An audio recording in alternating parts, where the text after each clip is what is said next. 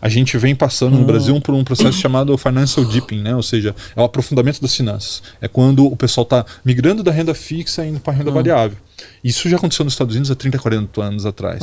E a gente está passando por isso aqui. Só que o que acontece hoje, por conta das redes sociais, as pessoas elas são altamente influenciáveis pelo que ela vê. No entanto, a pessoa que está tomando aquela atitude, né, que é o caso do Basso, ele tem infinitamente mais conhecimento, mais dinheiro, mais experiência do que a pessoa que está pegando a diquinha e colocando em prática.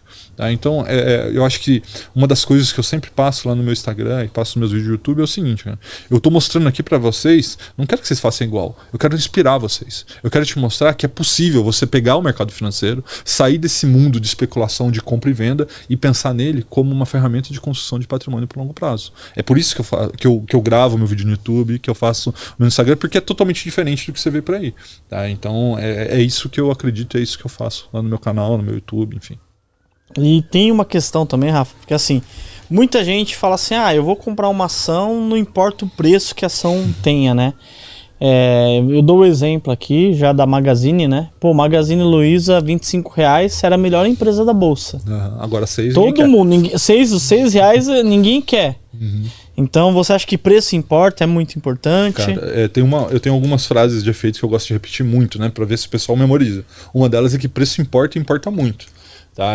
Importa para você comprar essa água, importa para você comprar um carro. Por que não importaria para você comprar uma ação ou um fundo imobiliário? Então o preço importa. Tá? Falando especificamente sobre Magazine Luiza. Primeiro, péssimo setor. O setor de varejo é um setor que, historicamente, no longo prazo, não traz retorno para o acionista. E margens apertadas. Margem apertada, não sobra nada pro cara, entendeu? Tem que pagar o fornecedor, funcionário, aluguel, não sei o quê, uma buta de uma concorrência, margem líquida 2%. Tudo commodity, cara, né? Margem líquida de 2%, do lucro virar prejuízo é um tapa. Tanto que a gente vê, né? Quantas grandes varejistas no Brasil quebraram, né? Vou citar uma recente que todo mundo vai lembrar, Ricardo Eletro, entendeu? O cara fazia propaganda no Faustão. Nossa, lembra? Ela quebrou recuperação judicial. Nossa, recuperação judicial. Entendeu? Então, assim, Rafael, você está querendo dizer que Magazine Luiza vai para recuperação judicial? Não, não é isso que eu estou querendo dizer. Eu estou querendo dizer que é um péssimo setor. Tá? Então, já nem entra, então eu nem olho, tá? Mas assim, ainda sobre Magazine Luiza, mesmo se fosse um bom setor, eu não compraria. Por quê? Porque preço importa muito, como a gente acabou de dizer. Magazine Luiza chegou a negociar a 200, 300, 400 vezes o lucro. O PL chegou já a 500 o PL. Então, você fala, cara, assim, primeiro, 500 vezes o lucro já é, na minha visão, um exagero completo. Mas mesmo que fosse, 100 vezes o lucro, isso tem que se justificar com um alto crescimento. E, cara, crescimento do varejo é crescimento do PIB. Pô, quando você está projetando um crescimento de 5% ao ano, e aí, será que o Brasil vai crescer 5% ao ano? Como? Entendeu? Sem reforma, sem cuidar da parte fiscal. Então, assim, era uma tese onde havia um otimismo exacerbado por todos. E aí a conta chegou. Tá? E na minha visão continua cara, do mesmo jeito, entendeu? Então, na minha visão, Magazine Luiza é um péssimo setor a um péssimo preço. Tem 4 tipos de empresa que você possa investir. Se você fosse classificar o mercado inteiro, existem 4 tipos. Empresas ruins e caras. Cara, empresa ruim e cara, você nem olha. Empresa ruim e barata. Ruim e barata dá para você ganhar dinheiro especulando. Também não é o ideal. Para você especular, você tem que ter conhecimento. Nem todas as pessoas têm. Empresas boas e caras. Essa, a gente tem um exemplo clássico no Brasil que é a VEG. Puta, uma buta de uma empresa. Mas é uma empresa cara, que você vai ter que pagar um ágio grande para você entrar. E a partir desse momento, você corre o risco de não ter, mesmo sendo uma boa empresa, não ter um bom retorno do seu investimento. Então, qual que é o ideal? Você procurar o 4º tipo de empresa, que é as que eu invisto. São as empresas boas e baratas. Né? São as empresas que no longo prazo continuarão existindo, porque se elas não existirem, você não vai ter retorno do seu capital, e você comprando a um bom preço, você vai ter um melhor retorno do seu capital, você vai ter uma melhor rentabilidade. Então, é nisso que eu foco. Então, Rafael, o que você acha de VEG? Boa empresa e cara. O que você acha de Banco do Brasil, por exemplo? Uma buta de uma empresa e baratíssima, negociando a 4 vezes meio lucro. Se você projetar o lucro desse ano de 2022, vai chegar a 4 vezes o lucro, talvez 10% de dividendos. Então, assim, Rafael, tem um risco da eleição. Cara, isso está no preço. Porque se não fosse eleição, tava 50, 60 reais as Banco do Brasil. Entendeu? Então, mas eu não compro porque eu tenho medo da eleição. Eu falo, cara, todo mundo tem medo. No entanto, é justamente onde estão as maiores oportunidades. Depois que se dissipou o medo, dissipou o risco, o preço é outro, entendeu? E já indo assim para umas questões mais polêmicas, né? Já vou pegar uma fresquinha que tá aqui, que é a do HCTR. Teve essa polêmica toda semana passada, eu ia falando passado, semana passada, e o fundo caiu muito, né? Sendo ali, pra mim tava muito descontado. E o que você vê? Que ele já voltou, subiu ali?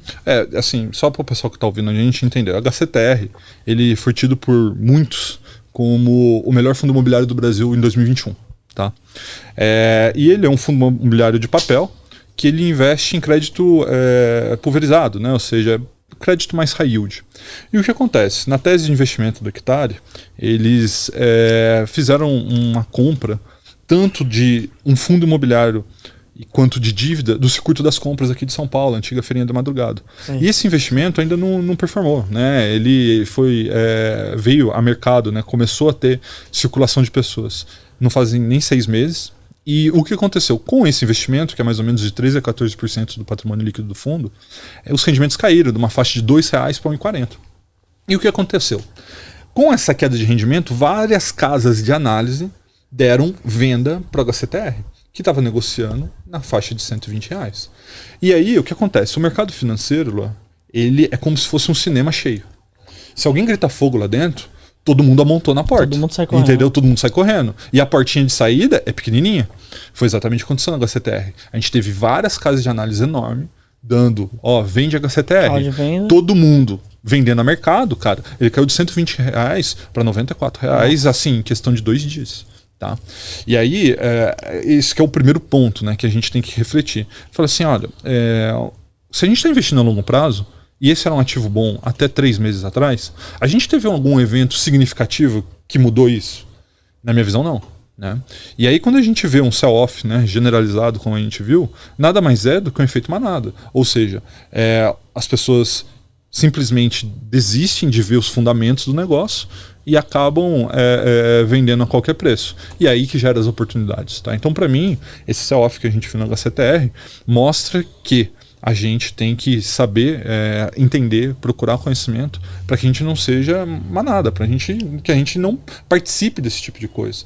Tanto que foi algo tão relevante que no mesmo dia que ele chegou a R$94, saiu o relatório gerencial da Hectare e todas as, vamos dizer assim, dúvidas que as casas de análise tinham levantado nos seus relatórios foram respondidas no relatório do próprio fundo. O gestor foi lá, olha, tá vendo essa questão? Essa questão é isso, isso e isso. Tá vendo essa questão? É isso, isso e isso. Tanto que o maior, vamos dizer assim, motivo que foi levantado foi pela questão de conflito de interesse, porque eles são ao mesmo tempo credor e devedor, né? Porque eles têm uma parte do shopping físico e também uma parte da dívida. E aí eles falam, não, é conflito de interesse, né? Ele pode manobrar uma parte ou outra conforme o que ele achar melhor, e isso não é interessante para o cotista. E aí eles disseram lá no relatório gerencial que a participação deles é minoritária, que eles não têm a capacidade efetiva de fazer isso. De influenciar. E aí o mercado entendeu isso, tanto que no dia posterior, no dia 19, subiu quase 10% a HCTR, ou seja, é só uma volta do mercado. Então, o que acontece? Né? No livro O Investidor Inteligente, do Benjamin Graham, ele fala que o mercado ele é maníaco-depressivo, né? Ou seja, o que é um maníaco-depressivo? Ou o que está bom é muito bom, ou o que está ruim é muito ruim. E normalmente não é assim que funciona. As coisas elas são muito mais meio termo do que o mercado financeiro faz. Né? Então, a gente vê, por exemplo, empresas que a gente vê em redes sociais o pessoal hypando ela, né? Fala assim, VAR é 30, Cogna é 15, não sei o quê. E isso nada mais é do que efeito manada. Por quê? Tem fundamento que sustenta isso? Muito provavelmente não. Tá? Então, esse que é o problema. As pessoas, elas se baseiam muito no preço, né? No preço de tela. E o preço, ele é uma informação dentre dezenas de outras que você tem que analisar, né? Porque preço importa muito, com certeza. Mas para você saber se o preço de algo está bom, você tem que entender o valor dela. E para entender o valor, você tem que ter um pouco de conhecimento.